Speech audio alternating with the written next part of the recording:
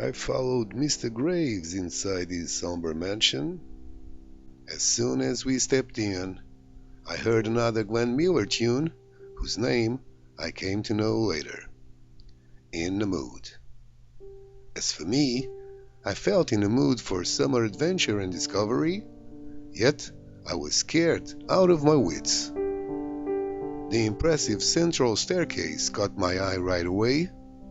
It was wide and curved and carpeted in red from top to bottom. Its steps were too numerous to count, and to me they represented a path to heaven above. I was not thinking of heaven above, though, but of hell below. Mr. Graves led the way, and I was afraid he planned to take me to his workplace in the basement, to the room where the 3 corpses were. My stomach was in knots. My heart pounded. Past the staircase, we took a long corridor to the left. I saw a lot of closed doors, but no stairs leading down, thank God. At the end of the corridor, we came into a well-lit room, adorned with scarlet tapestries hanging from the walls. Rows of chairs lined each wall. There was a casket in the center of the room, an open casket. Mr. Graves looked at me. Then he turned and pointed at the casket. "Meet Rose Willow," he said. "She's going to be buried later this evening. The viewing starts in an hour." I took a step back, terrified. "Don't be afraid," Mr. Graves said. "Come near the coffin and see how good she looks." I took another step back. I was ready to run. Mr. Graves read my thoughts. He grabbed me by the hand, and the next thing I knew, we were both standing beside the deceased woman. "Her acquaintances called her Widow Willow," Mr. Graves said. "She lived alone with her poodles for 10 years, since Mr. Willow succumbed to a heart attack."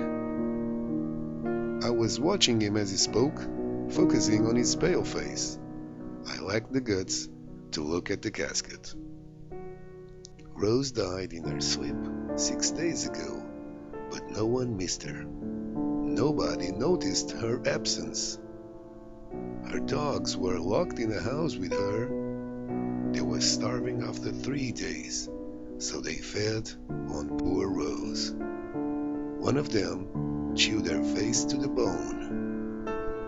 I felt nauseated. Why was Mr. Graves telling me that atrocity? "Look at her," he commanded. "Look how good she looks once again." I stubbornly refused to look. So Mr. Graves placed one bony hand on my head and forced me to.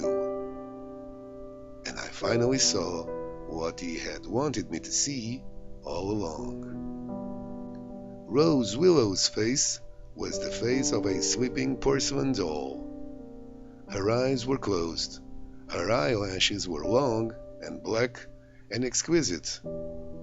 Her cheeks were full and makeup ruby. Her long hazel hair framed her face to perfection.